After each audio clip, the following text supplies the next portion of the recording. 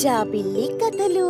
సుందరపురం అనే గ్రామంలో రాజు, వీరు అనే ఇద్దరు సోదరులు తమ తల్లిదండ్రులతో కలిసి జీవించేవాళ్లు. అదే గ్రామంలో గ్రామ పెద్ద బాలయ్య, రాజు స్నేహితుడు మధు కూడా ఉండేవారు. అయితే రాజు, వీరుని అంతా తోడు దొంగలు అనేవారు. ఏ పని చేసినా ఇద్దరూ కలిసే చేసేవారు. చిన్న చిన్న దొంగతనాలు చేసేవారు, కానీ అవి కొంటెగా ఉండేవి. ఒకరోజు ఊర్లో అనుకోని సమస్య వచ్చింది. చింత చెట్టు కింద గ్రామస్తులు గుమిగూడారు. బాలయ్య ఆందోళనగా ఉన్నాడు. సరళ, గోవింద్, రాజు, వీరు, రాధమ్మ, మధు అందరూ ఉన్నారు. అప్పుడు బాలయ్య ఇలా అన్నాడు. గ్రామ ప్రజలారా, మీ అందరికీ ఒక విషయం చెప్పాలి. ఈ విషయం చెప్పడానికి నేను చాలా చింతిస్తున్నాను. ఏమైంది పెద్దయ్యా? ఉన్నట్టుండి ఎందుకిలా అందర్నీ సమావేశానికి రమ్మన్నారు? మన గ్రామంలోని పురాతన గుడి నుండి బంగారు గొలుసు దొంగిలించబడింది. ఆ గొలుసు మన గ్రామ గౌరవం. అయ్యయ్యో, ఎంత పని జరిగింది! ఆ గొలుసు లేకపోతే మన ఊరి గౌరవం అంతా పోయినట్టే. అవును, ఇప్పుడు దాన్ని తిరిగి తీసుకురావాలి. ఎవరి దగ్గరైనా ఏదైనా ఉపాయం ఉంటే చెప్పండి. బాలయ్య తాత, నువ్వేమీ చింతించకు. నేను, వీరు, మధు కలిసి ఆ దొంగలు ఎక్కడున్నారో కనిపెడతాం. మాకు దొంగల గురించి బాగా తెలుసు. అవును తాత, మేం తోడు దొంగలం కదా. దొంగల మనసు మాకు తెలుసు. ఈ గొలుసును రాత్రికి రాత్రి తెచ్చేస్తాం. చూడండి రాజు, వీరు, కానీ ఇది చిన్న దొంగతనం కాదు. గుడి గొలుసు దొంగిలించినవాడు పెద్ద దొంగే అయ్యుంటాడు. జాగ్రత్త మరి. నిజమే రాజు, వీరు, మీరా దొంగల్ని పట్టుకోవాలని అనుకుంటున్నారు, సరే. కాని మీ కొంటెతనం ఒక ఎత్తు, ఇది మరొక ఎత్తు. ఇది చాలా పెద్ద సమస్య. సరళ, నువ్వేమంటావ్? నీ పిల్లలు ఈ పని చేయగలరా? నేను కూడా అదే ఆలోచిస్తున్నాను రాధమ్మ. నా పిల్లలు కొంటెవాళ్లే, కాని తెలివైన వాళ్ళు కూడా. సరళ చెప్పింది నిజమే. గొలుసు దొంగిలించినవాడు గ్రామంలోనే ఉండొచ్చు. మనమంతా జాగ్రత్తగా వెతుకుతాం. ఏదైనా ఆనవాళ్లు దొరుకుతాయేమో చూద్దాం అని అందరూ కలిసి ఆ దొంగల కోసం వెతకడం మొదలు పెడతారు. రాత్రైనా సరే వారంతా అలా వెతుకుతూనే ఉంటారు. ఆ చీకట్లో ఓ మెరుపు వాళ్ల కంటపడుతుంది. వీరు, ఆ మెరుపు చూసావా? అది గొలుసు కావచ్చు. మధు, నువ్వా వైపు వెళ్ళు. నేను, వీరు ఈ వైపు చూస్తాం. అన్నయ్య, ఇది నిజంగా భలేగా ఉంది. ఒకవేళ దొంగ ఇక్కడే ఉంటే నేను సిద్ధంగా ఉన్నాను. వాణ్ణి పట్టేస్తాను. రేయ్ వీరు, కొంచెం నెమ్మదిగా రా. దొంగ ఇక్కడుంటే మనం తెలివిగా వాణ్ణి కట్టడి చెయ్యాలి. రాజు, నువ్వేమంటావు? అవును మధు, మనం జాగ్రత్తగా ఉండాలి. నువ్వక్కడ ఓ నకిలీ గొలుసు పెట్టు. ఒకవేళ వాళ్ళీ గొలుసు కాజేయడానికి కూడా రావచ్చు కదా. నువ్వు భలే తెలివైన వాడివన్నయ్యా. కబుర్లాపి పంచూడ్రా అని చెప్పడంతో వీరు నకిలీ గొలుసు తయారు చేసి చెట్టు కింద పెడతాడు. ముగ్గురు దాక్కొని చూస్తారు. కొంత సమయం తర్వాత ఒక నీడ ఆ గొలుసు వైపు వస్తుంది. రాజు, చూడు, ఎవరో వస్తున్నారు. వాడు దొంగే అయ్యుంటాడు. వీరు, సిద్ధంగా ఉండు. అన్నయ్య, నా గుండె జల్లుమంటుంది, కానీ నేను సిద్ధం. ఈ దొంగకి బుద్ధి చెప్దాం. రే, కొంచెం నెమ్మదిగా. వాడు గొలుసు తీసుకునే వరకు ఆగు. ఆ తర్వాత మనం వాణ్ణి పట్టుకుందాం. నీడ గొలుసును తీసుకునేందుకు చెయ్యి చాపుతుంది. రాజు, వీరు, మధు ఒక్కసారిగా దూకి వాణ్ణి పట్టుకుంటారు. అతను గ్రామంలోని కుర్రాడు రమేష్. అయ్యో, నన్ను వదిలేయండి. నేను దొంగని కాదు. నేను కేవలం ఈ గొలుసు చూద్దామని వచ్చాను. రేయ్ రమేష్, నువ్వు గుళ్ళో గొలుసు దొంగలించావా? నిజం చెప్పు. నిన్నిప్పుడు బాలయ్య తాత దగ్గరికి తీసుకెళ్తాం. రమేష్, నువ్వు దొంగవని మాకు తెలుసు. గొలుసు ఎక్కడ పెట్టావు? చెప్పకపోతే నీకిక్కడే బుద్ధి చెప్తాం. రాజు, వీరు, కొంచెం ఆగండ్రా. రమేష్, నువ్వు నిజం చెప్పు. నువ్వు గొలుసు దొంగిలించకపోతే నువ్విక్కడ గొలుసు తీసుకోవడానికి ఎందుకొచ్చావు? నేను చెప్తాను. నేను గొలుసు దొంగిలించలేదు, కానీ నాకు దొంగెవరో తెలుసు. గుడి వెనక గుండు అనేవాడు గొలుసును దాచాడు. నేను వాణ్ణి చూశాను, కానీ భయపడి ఎవ్వరికీ చెప్పలేదు. రే మొద్దు, దొంగ దొరికినప్పుడు చెప్పడానికి ఏం మాయరోగన్రా నీకు? అని అతన్ని తిట్టేసి బాలయ్య దగ్గరికి తీసుకెళ్తామని బెదిరిస్తారు. రమేష్ భయపడి గుండు దాక్కున్న చోటు చెప్తాడు. ముగ్గురు గుండు దాక్కున్న నది ఒడ్డును చేరుకుంటారు. రమేష్, నువ్వు మమ్మల్ని సరిగ్గా తీసుకెళ్తున్నావా? గుండిక్కడే ఉన్నాడని నువ్వు చెప్పావు. వాణ్ణెలా పట్టుకోవాలో ఆలోచిద్దాం. నన్ను నమ్మండ్రా, నేను వాణ్ణి ఇక్కడే చూశాను. అన్నయ్య, నాకొక ఉపాయం తట్టింది. ఏంట్రా అది? ఎప్పుడూ ఏదో ఒకటి వాగుతూనే ఉంటావు. గమ్మనుండొచ్చు కదా కాసేపు. అబ్బా వినండన్నయ్య, మనం గుండుకి నకిలీ గొలుసు అమ్ముతామని చెప్పి వాణ్ణి బయటికి రప్పిద్దాం. వాడొస్తే మనం వాణ్ణి పట్టేసుకుందాం. వీరు, నీ ఆలోచన బావుంది కాని గుండు పెద్ద దొంగ. మనం జాగ్రత్తగా ఉండాలి. రాజు, నువ్వు గుండుతో మాట్లాడు, మేం వెనక ఉంటాం. సరే మధు, వీరు, మీరు చెప్పినట్టే చేద్దాం. రమేష్, నువ్వు గుండుకి నకిలీ గొలుసు అమ్ముతానని చెప్పు. వాడొస్తే మనం వాణ్ణి పట్టేద్దాం అని చెప్పడంతో రమేష్ ఒక్కడే గుండు దగ్గరికి వెళ్లి విషయం చెప్తాడు. గుండు నది ఒడ్డున కనిపిస్తాడు. రాజు వాడితో మాట్లాడుతూ గొలుసు అమ్ముతామని నమ్మిస్తాడు. గుండు, ఈ గొలుసు చూసావా ఎంత బావుందో? నీకిది కావాలా? ఏం అవసరం లేదు, నా దగ్గర అత్యంత విలువైందుంది. ఇది దానికంటే విలువైంది. దీన్ని అమ్మితే నువ్వికపై ఏ దొంగతనాలు చేయాల్సిన అవసరం లేదు. అవునా? ఏది, ఇలా ఇవ్వు అని ఆ గొలుసు తీసుకొని చూస్తాడు. అది నకిలీదని అర్థమవుతుంది. రే రాజు, నువ్వు నకిలీ గొలుసు అమ్ముతావా? నాకు అసలు గొలుసుంది. నువ్వు నన్ను మోసం చేయలేవు. చెప్పు, ఎందుకిలా చేస్తున్నావు? గుండు, నేను కూడా నీలాంటి దొంగనే, కాని నువ్వు గుడి గొలుసు దొంగలించావని మాకు తెలిసింది. ఇప్పుడు ఈ గొలుసు ఇచ్చేయి, లేకపోతే బాలయ్య తాతకి చెప్తాం. నువ్వు నన్ను బెదిరిస్తావా? నేను గొలుసుని దాచాను, నువ్వు దాన్ని కనిపెట్టలేవు. నీకు ధైర్యం ఉంటే దాన్ని తీసుకొనెళ్ళు అని చెప్పి గుండు పారిపోయేందుకు ప్రయత్నిస్తాడు. వీరు మధు వెనక నుండి వచ్చి వాణ్ణి పట్టుకుంటారు. రమేష్ గుండు గొలుసుని ఎక్కడ దాచాడో ఆ చోటు వీళ్ళకి చెప్తాడు. వాళ్ళు వెళ్లి గొలుసును తీసుకొస్తారు. రాజు, వీరు, మధు, మీరు గొలుసును తెచ్చారా? ఆశ్చర్యంగా ఉంది. మీ తెలివిని, ధైర్యాన్ని మెచ్చుకుంటున్నాను. పిల్లలు కాదురా మీరు, చిచ్చర పిడుగులు. ఇలా ఎలా పట్టుకున్నారా? నా పిల్లలు కొంటెలు, కాని తెలివైన వాళ్ళు. వాళ్ళు గొలుసు తెచ్చి గ్రామ గౌరవాన్ని కాపాడారు. నాకు గర్వంగా ఉంది. అవును సరళ, నీ పిల్లలు ఈ సమస్యని భలే పరిష్కరించారు. అమ్మా, మేము తోడు దొంగలం కాని మంచి దొంగలం. కానీ ఇకపై మేం కూడా ఇలాంటి చిన్న చిన్న దొంగతనాలు కూడా చెయ్యమమ్మా అని వీరంతా మాట్లాడుకుంటూ ఉండగా గుండు కోపంతో అరుస్తూ ఉండగా వెనక నుంచి మధు, వీరు, రమేష్లు వచ్చి వాణ్ణి పట్టుకుంటారు. ఇంకేమన్నా మోసాలు చేయాలని చూస్తున్నావురా గుండు? ఇది నకిలీ గొలుసే, కాని నిన్ను పట్టుకోడానికే దీన్ని ఉపయోగించాం. నువ్వు గుడిలోంచి గొలుసును దొంగలించావని రమేష్ మాకు చెప్పాడు. ఇప్పుడు నీ అంతటి నువ్వు ఆ తప్పు చేశావని అంగీకరించాలి. అర్థమైందా? నువ్వే దొంగవని మాకందరికీ తెలిసిపోయింది. అయ్యో, నన్ను క్షమించండి. ఏదో డబ్బుకి కక్కుర్తిపడి ఇలా చేశాను. నాకు తప్పు అర్థమైంది. ఇకపై ఎలాంటి తప్పు చెయ్యను. ఎంత ధైర్యం నీకు? ఎంత డబ్బు మీద ఆశ ఉంటే మాత్రం గుడిలో గొలుసు దొంగతనం చేస్తావా? మేమే కాదు, ఆ దేవుడే నీకు సరైన శిక్ష వేస్తాడు చూడు. దానికంటే ముందు మనం కూడా ఇతనికి బుద్ధి చెప్పాలి అని చెప్పి అందరూ కలిసి గుండుని గ్రామానికి తీసుకెళ్తారు. గ్రామస్తుల ముందు అతన్ని నిలబెడతారు. మీ ముగ్గురు నిజమైన తెలివైన వాళ్ళు. మీరు చూపిన ధైర్యం, తెలివితేటలు మన ఊరికి గర్వకారణం. రాజు, వీరు, మిమ్మల్ని అందరూ తోడు దొంగలు అనేవారు. కానీ ఈరోజు మీరు ఊరికి గౌరవాన్ని తీసుకొచ్చారు.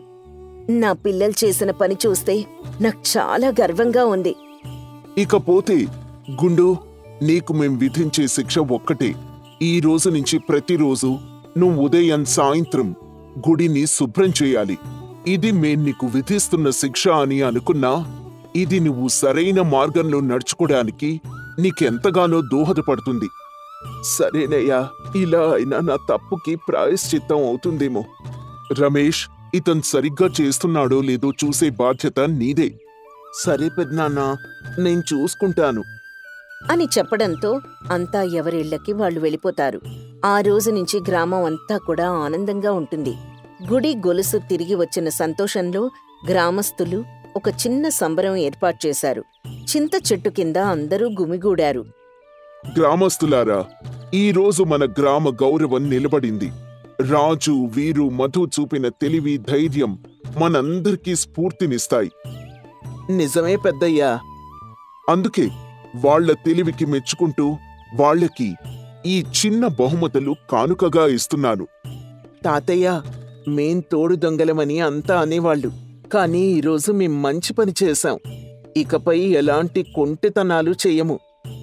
అవునన్నయ్య, మనం ఇకపై గ్రామానికి మంచి చేద్దాం. గుండు, నువ్వు కూడా మారిపో. గుడిని శుభ్రం చేసి మంచివాడివవ్వు. నన్ను క్షమించండి, నేను డబ్బు కోసం తప్పు చేశాను. ఇకపై గుడిని శుభ్రం చేస్తూ గ్రామానికి సేవ చేస్తాను. గుండు, నువ్వు మారితే మేమంతా నీకు సహాయం చేస్తాం. రమేష్, నువ్వు వాడి పనిని గమనిస్తూ ఉండే. సరే మధు, నేను ఆ బాధ్యత తీసుకుంటాను.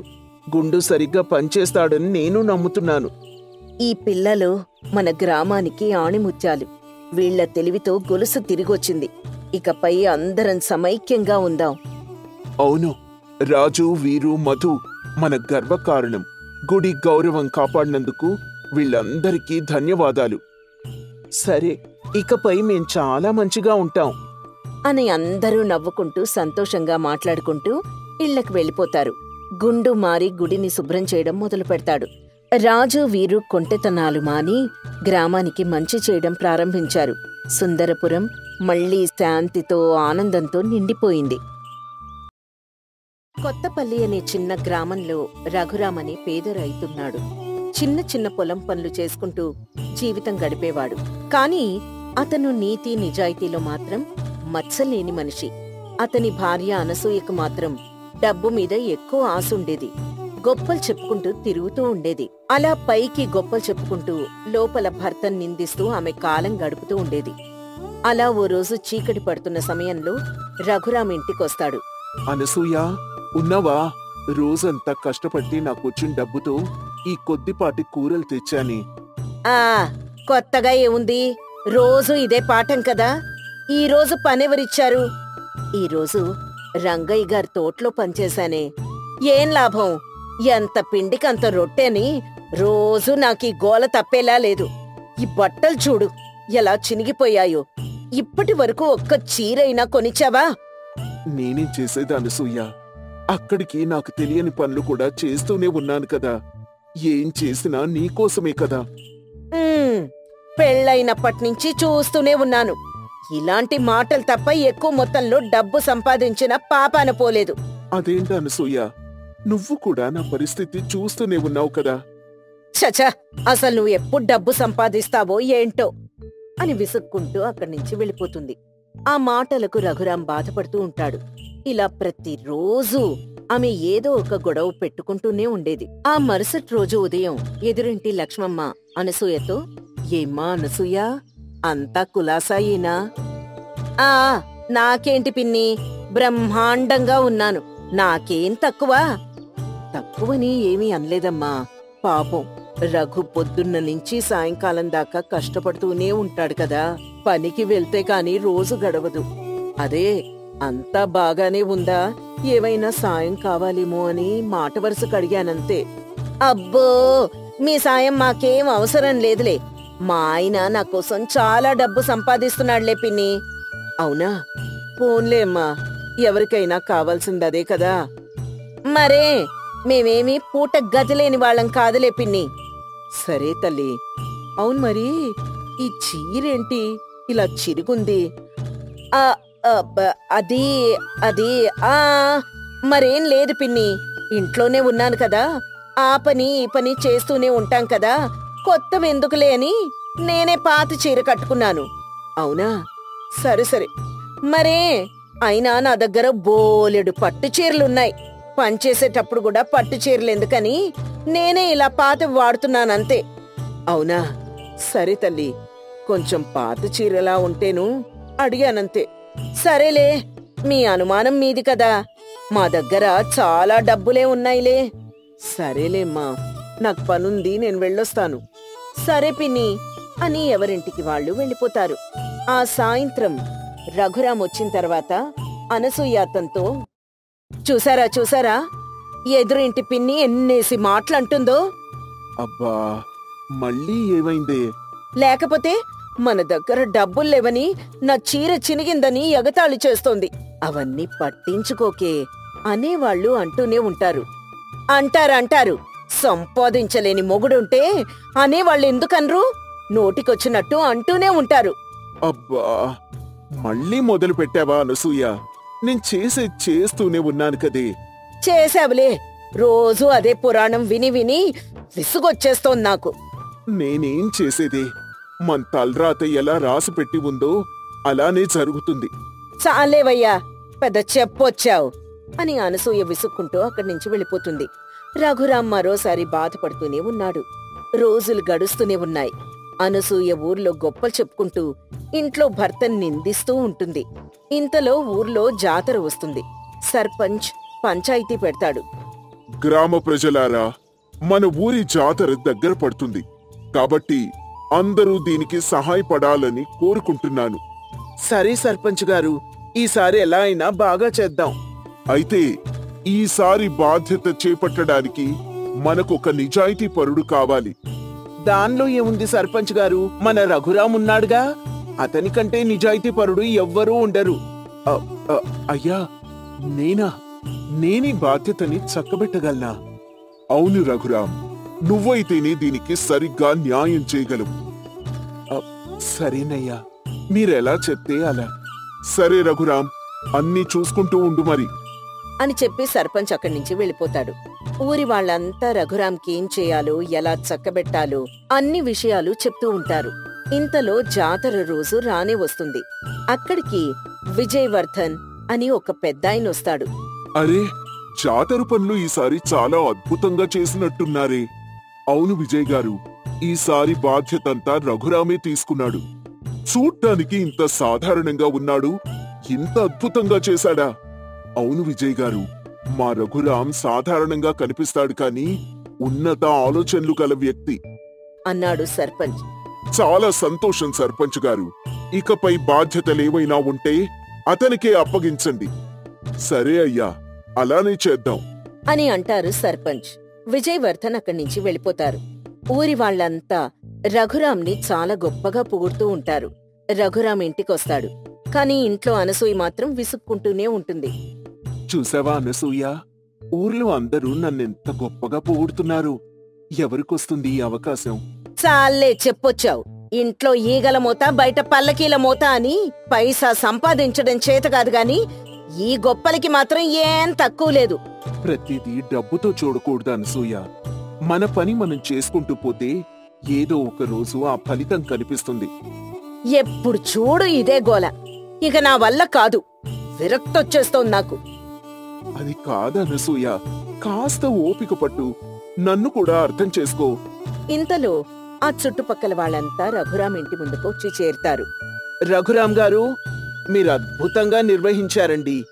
ఎంత క్రమబద్ధంగా, ఎంత శుభ్రంగా చేశారు, చూడగానే తెలిసిపోతుంది. ఇది మన ఊరి జాతరండి. ఊర్లో పుట్టి పెరిగిన మనిషిగా నా బాధ్యత. అందరూ సహకరించారు కాబట్టి ఇదింత బాగా జరిగింది. ఇందులో మీ శ్రమ కూడా ఉంది. మీ అందరికీ నా ధన్యవాదాలు. ఎంత వినయం! ఇంత గొప్ప పని చేసినా కాని ఇసుమంతైనా గర్వం లేదు మనిషికి. ఇదేనయ్యా నీలో మాకు నచ్చేది. అంతా దేవుడిదయ్యండి. ఆయన ఎలా నడిపిస్తే అలా, అంతే. నువ్వెప్పటికీ ఇలానే ఉండాలయ్యా. మా అందరికీ కావలసింది ఇదే. సరేనయ్యా. ఇది వింటున్న అనసూయకి కొంచెం ఆశ్చర్యం కలుగుతుంది.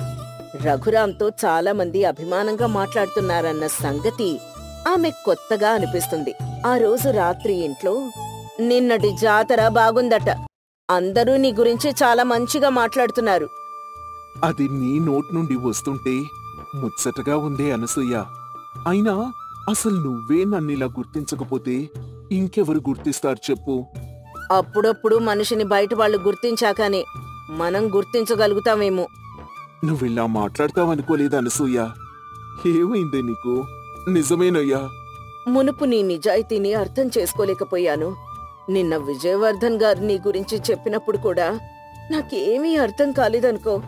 కాని రోజు రోజుకి ఊర్లో నీ గురించి గొప్పగా చెప్తుంటే నా మనసు చెలించిపోయింది.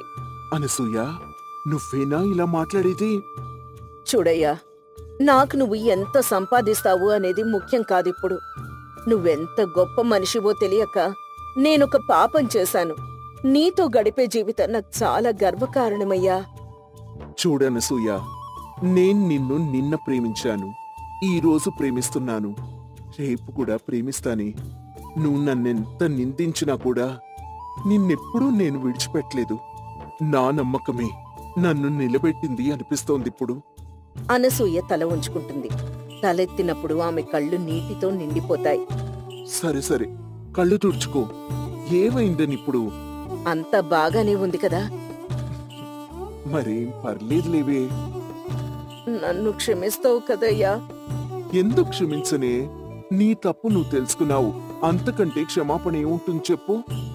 సరేనయ్యా, ఇక నుంచి నీ మాట తూచా తప్పకుండా వింటాను. చాలా మంచిది అనసూయ. నువ్వింత మంచిగా మారతావని నేనస్సలు ఊహించలేదు తెలుసా? అంతా నీ మంచితనం వల్లనేనయ్యా అని వాళ్ళిద్దరూ మాట్లాడుకుంటూ ఉంటారు. అలా కొద్ది రోజులు గడుస్తాయి. అనసూయలో కూడా రోజు రోజుకి మరింత మార్పు వస్తూ ఉంటుంది. అలా కొద్ది రోజుల తర్వాత ఓ రోజు లక్ష్మమ్మ, ఏమ్మా అనసూయ, ఇంకా చినిగిన బట్టలే తొడుగుతున్నావు? పట్టుచీరలు అన్నావు, ఓసారైనా కట్టి చూపించలేదు. పిన్ని, నా దగ్గర ఎలాంటి పట్టుచీరలు లేవు పిన్ని. ఏంటనసూయ నువ్వు చెప్పేది? అవును పిన్ని, ఇన్నాళ్ళు డబ్బు డబ్బు అని గొప్పలు చెప్పుకున్నాను, కాని మా దగ్గర ఏ రోజుకా రోజు సంపాదించుకున్న సొమ్ము మాత్రమే ఉంటుంది పిన్ని. మరెందుకు అబద్ధం చెప్పావు అనసూయ? ఇప్పుడు నాకు తెలిసింది పిన్ని, గొప్పలు చెప్పుకోవడం కాదు, గొప్ప మనిషిని అర్థం చేసుకోవడం ముఖ్యమని. ఇన్నాళ్ళు నా భర్తని నేను అర్థం చేసుకోలేకపోయాను, కానీ ఇప్పుడు అలా కాదు, మా ఆయన్ని అర్థం చేసుకోవడం మొదలుపెట్టాను. ఎంత పని చేశావమ్మా!